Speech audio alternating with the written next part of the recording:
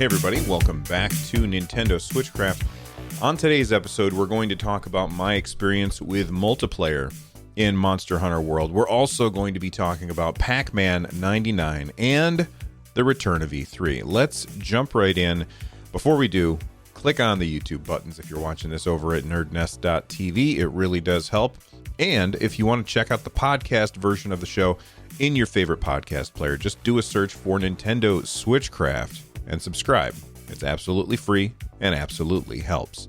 Let's get started with the online multiplayer aspect of Monster Hunter Rise. I have been playing that game, oh my god, so much. I think I have 50 hours in the game already. It is incredibly addictive. It is the best Monster Hunter game that I have ever played. And I think it is probably on its way to being my favorite game this year. It's going to be tough to top Monster Hunter Rise. Like I said, I'm 50 hours in, and I just hit the high rank stuff. If you are unfamiliar with Monster Hunter, basically they separate the game into low rank and high rank. And once you get to high rank stuff, the difficulty escalates quickly, and things get a lot tougher for you to kill, and you got to do a lot more behind the scenes work. You got to really get into upgrading your gear, doing extra runs on monsters that you've already killed in order to get parts to get strong enough so that you can continue. It also unlocks a bunch of other equipment that you did not have before that you can put on in I think they're called decorations, which basically gives you another new places to put stats on your gear.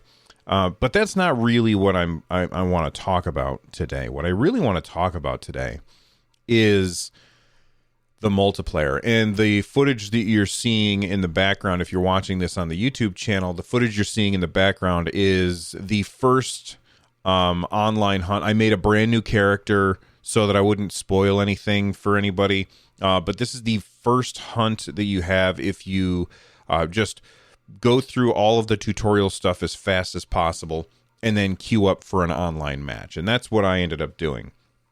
So the footage that you're seeing there is the very first monster that you have to hunt in an online match. And I have to say, well, first off, for those of you who are unaware, Monster Hunter Rise is the first game to use NPLN. Before that, Nintendo ran all of their online games through a very, very antiquated multiplayer server system called NEX, which is so old that it actually had like a deprecated line of code in it checking to see if you had Windows 98.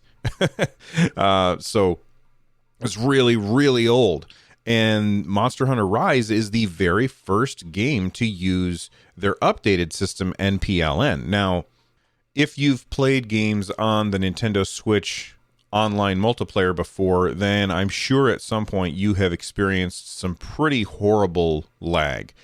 And I think a lot of that can be attributed to Nintendo using their NEX system. However, some of it's also attributed to the fact that it's a portable console that will often have many walls between the person using it and the access point. And because of that, people don't always have the best connection to the internet with their Nintendo Switch. That's just something that comes along with having a portable system. You put that together with this 18-year-old multiplayer server system of NEX, and you get a perfect storm of unplayable garbage. I'm sure that you've logged into Super Smash Brothers or something and had that effect of one of the people you're playing with has a really, really bad connection. And because their connection is so bad, the whole game slows down, and you can actually see the little clock in the corner of the screen ticking slower than real time. So like 5 seconds takes like 20 seconds. And it's incredibly frustrating to have to deal with that. And while I'm no expert, My guess is that has a lot to do with NEX and people being too far away from their Wi-Fi points. Now, somebody might say, well, but I'm right next to my Wi-Fi point. And sure, I'm sure that you are. But what you have to remember is that it's a peer-to-peer network. And so if one of the people that you're playing with is not close to their Wi-Fi point, it's going to affect everybody. Now, I don't know how much is different with NPLN, but it's new, and I've been playing a whole bunch of Monster Hunter Online, and I have to say I have experienced zero lag. I've experienced zero interruptions. It has been flawless. It is a fantastic experience playing online, and there's zero problems. So moving forward, I really hope that all Nintendo games use NPLN, and I also kind of hope that they update old games to use NPLN. All right, let's move on and talk about another online game, and that's a game that came out of nowhere and surprised everybody. That's Pac-Man 99. Now, if you've not heard what Pac-Man 99 is, Pac-Man 99 is a battle royale Pac-Man game, much like Tetris 99, and some of you who listen to my other content might be aware of another Pac-Man battle royale game called Pac-Man Mega Tunnel Battle. It's on Google Stadia. You should absolutely try that out because it is a fantastic game. This is not that game. This is very, very different. And I'm going to take just a second to compare the two games and contrast them so that people know how that they are different. Pac-Man Mega Tunnel Battle is incredibly laid back and slower paced, and you interact directly with the other people that you're playing against. So you're playing against 64 other people, and each person starts with their own board, and you can invade other boards by having these little paths that open up between them. You can then eat a power pellet, and if you have eaten a power pellet and the other Pac-Man on the board has not eaten the power pellet, then you can eat them just like you can eat a ghost. They also have power-ups that will make, either the ghosts go faster or you go faster, or it'll stun everybody on the screen, that kind of thing. It's a really, really fun game, and I absolutely adore it. I've put a ton of time into Pac-Man Mega Tunnel Battle. Now, compare that with Pac-Man 99. Pac-Man 99, first off, is a lot more like Tetris 99, of course. But the big difference, and the big difference is not the number of people that you're playing against. Yeah, it's 99 versus 64, but at the end of the day, who really cares? The big difference is how fast the game plays. Pac-Man 99 is incredibly fast and frantic and nail-biting. It is insanely fast-paced, especially when you compare it to Mega Tunnel Battle. Even when just comparing it to just traditional Pac-Man, you go a whole lot faster, you start going faster a whole lot quicker, if that makes sense. So let's talk about how this game plays. But both Pac-Man games, both Pac-Man Battle Royale games are fantastic for different reasons, and you should definitely play them both, depending on what kind of mood you're in. But let's talk about Pac-Man 99. It just like in Tetris 99, you've got your stage in the middle, and then on the right and left-hand side, you can see the other people that you are playing against. And then on the right-hand side, you have basically there's a little cross, or a T-square, basically, of who are you going to be targeting when you attack. So how do you attack in this game? Well, you eat a power pellet, and then when you eat a power pellet, you can eat the ghosts. When you eat a ghost, you send these little Pac-Man outlines called jammers into whoever your targets are, boards. And those jammers will, if you run into them, slow you down. So you can't go quite as fast. And that means the ghosts can catch up with you. So you have to be careful of the jammers. If you want to get rid of the jammers, eat a power pellet. The jammers all disappear, except for the red ones. I'm still trying to figure out how the red ones show up. And if you know how the red ones show up, leave a comment down below, because I'm still struggling to figure that out. In order to get rid of the red ones, you have to eat the fruit. But anyway, so you target somebody by using this little T-square on the right-hand side, and you can either target like people who are targeting you, people who are close to getting overwhelmed, people who have gotten a lot of kills, and finally people who are just random is the fourth one. And that's very, very much, very, very similar to Tetris 99. You use the right stick in order to target. On the left-hand side, you have 4 power-ups that you can choose between. So you've got the train, the standard, the strong, and the speed. Well, let's talk about the train first. When you're playing the game, at the very beginning, you will see 2 columns of very, very small ghosts. I forget what these guys are called right now. But there's like these small ghosts in these columns on the right and left side. And if you go through that column of small ghosts, and you don't have to have a power pellet in order to do that, they won't kill you. What they'll do is they will go and attach to a ghost on the board. And I think it's always whichever ghost happens to be closest to it. But I feel like if a ghost already has a little ghost attached to it, then all of the other ghosts, the little ghosts, will attach to that one as well, which is a good thing. And I'll explain why in a second. So you go through and you eat those little ghosts, and they attach to another ghost. Now, like I said, these little ghosts you can go through. They won't hurt you. So they're not dangerous at all. And you want to have as many of them attached to another ghost as possible. Then when you eat a power pellet, they become full-sized blue ghosts that you can chomp. And so what the train ability does, from my understanding, is it increases the amount of these little ghosts that will attach to the big ghosts when you eat it while that power-up is active. However, at the same time, it will also create jammers on your board when you do that. So you have to be a little more careful, because you could quickly overwhelm your own board by being too aggressive with the train button. And so I tend to stay away from the train button, because I don't want to get overwhelmed too quickly. Let's talk about the stronger button. The way that I understand it is that when you are eating ghosts and sending jammers, if you have the stronger button activated, it's going to send more jammers, but it will also make your power pellet not last as long.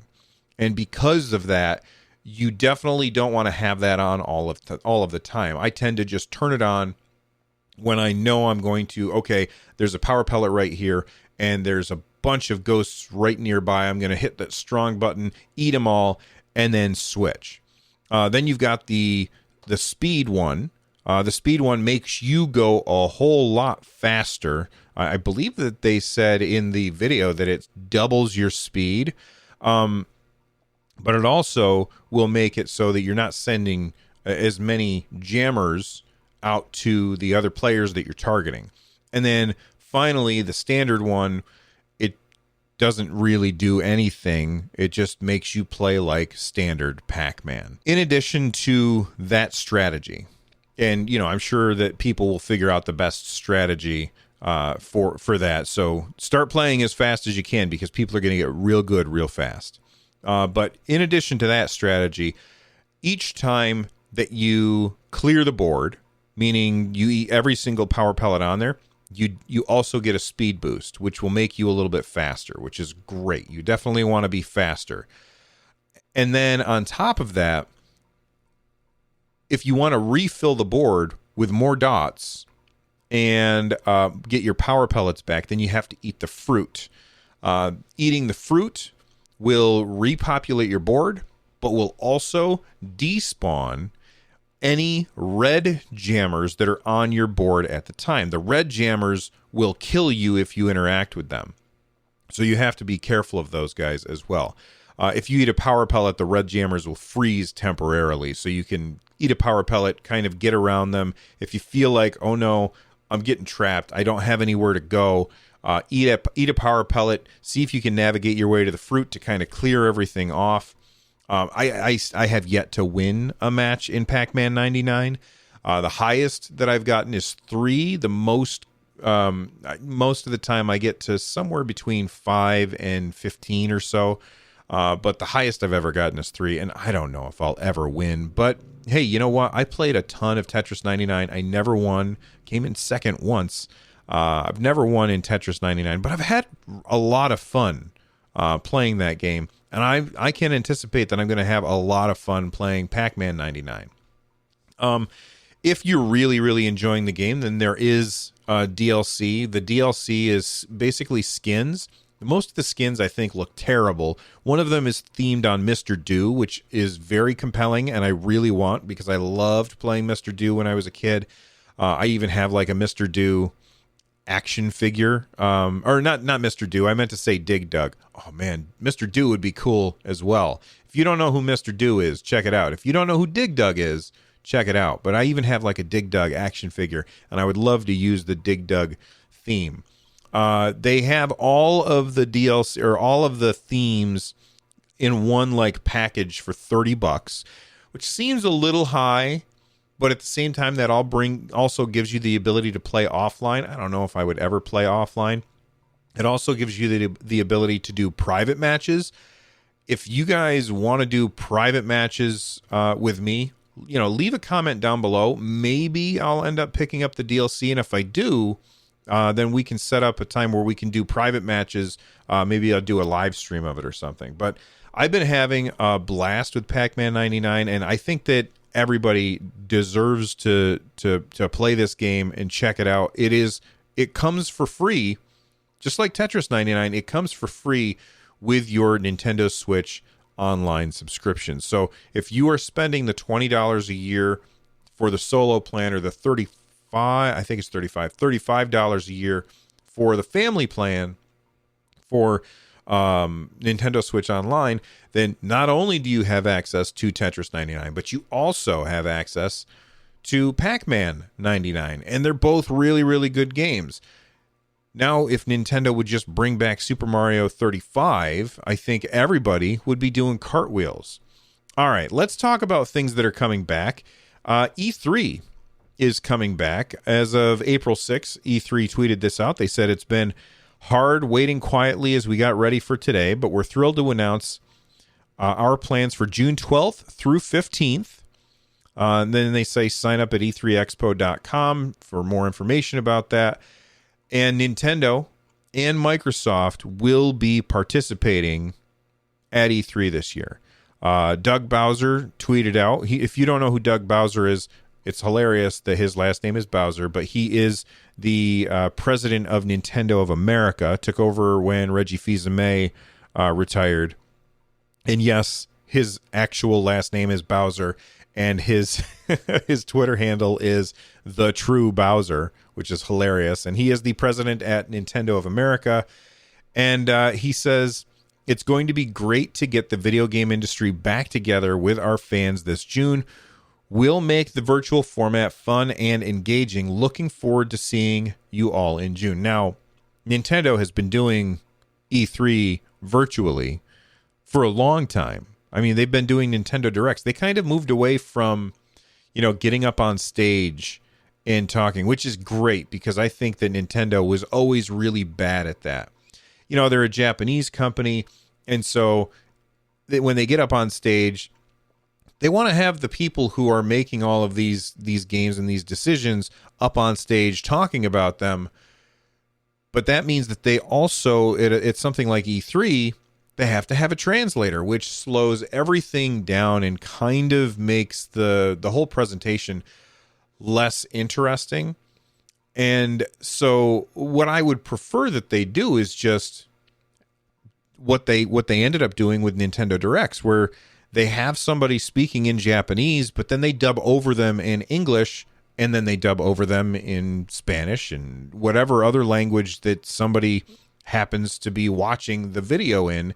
They have the same video with different languages overdubbed. Instead of doing I talk, then I translate, then I talk, then I translate, it works so much better and has so much better pacing and momentum when it's just being dubbed over top of the Japanese speaking, which I think that that's what Nintendo's been doing for a long time. In addition to that, they would often do the Treehouse events, which were in person. Like, it was almost like on a stage. You could see people walking around in the background at some times with Treehouse events. And that was basically, hey, we're going to just talk about how to play this game. And often they would bring in, Japanese speaking people to talk about it along with the translators, which slowed things down. But it was always cool to see how these games would play, and they would sneak in extra announcements there. Now, Treehouse events, we've had Treehouse events in the age of COVID, where they just did it all virtually. And I think that they did a Monster Hunter Treehouse event, if I remember correctly. So I fully expect that as far as E3 goes, it will be business as usual for Nintendo, in my opinion. And here's my big question for today before we wrap up the show. What are you hoping to hear about at E3 this year? I'm going to start by saying Breath of the Wild 2. I absolutely want to see Breath of the Wild 2. Now, Andrea Renee, who is a fantastic host over at What's Good Games, she tweeted at Doug Bowser. She said, excited to see what you bring to the show. And then she said, whispers Mario Kart 9. And it got me thinking really quick. I mean, I've said this a million times. What can Nintendo bring to Mario Kart 9 to make it worth Mario Kart 9? Like, you can already drive underwater, you can fly, you can drive on walls, you can do all of those things in Mario Kart 8 Deluxe. And if the answer for Mario Kart 9 is more levels or more racers, then why not just have them be DLC? The game is already gorgeous. It runs at 60 frames per second on the Nintendo Switch. I don't see a reason to bring Mario Kart 9. I just want to see more Mario Kart stuff. I want to see new stages and new racers. But I don't want to have to spend $60. I would prefer to spend $10 for a new couple of courses and a few new people to race with. And do that a few times. I think that would be better. I would rather have DLC for Mario Kart 8 Deluxe, which I know there's going to be people that say, well, hold on, Bill. There's already DLC for Mario Kart 8. It was on the Wii U, and then they ported it to the Switch and included it with Deluxe. And I'm aware of that. I still think that that's better than Mario Kart 9. But guess what? Nintendo's going to bring out Mario Kart 9 at some point, and I'm going to be like, oh, all right, well, that's what they can do that they weren't doing before. Now it makes sense, because that's what Nintendo does. Nintendo surprises us and shows us things that we say, well, of course that's the way to do it, but nobody thought of it but them. Anyway, that's it for today's episode of Nintendo Switchcraft. If you want to get these episodes early, then you can either subscribe to the Patreon over at patreon.com/runjumpstomp. I post the video. I post the podcast to that as soon as I'm done recording it, which is usually on a Saturday.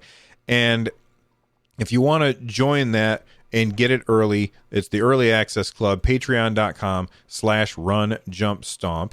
Also want to thank our producers. Our producers and executive producers. That would be people like Orange Thunder, John Eisenmenger, Bowser, Travis McGuire, and Abigail13. If you are a YouTube member over at nerdnest.tv, then you can also get the access to the episode early. I post it early for members. So if you're watching this on the YouTube channel, click on the join button for more information about that.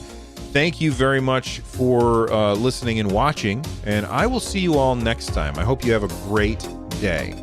Bye-bye.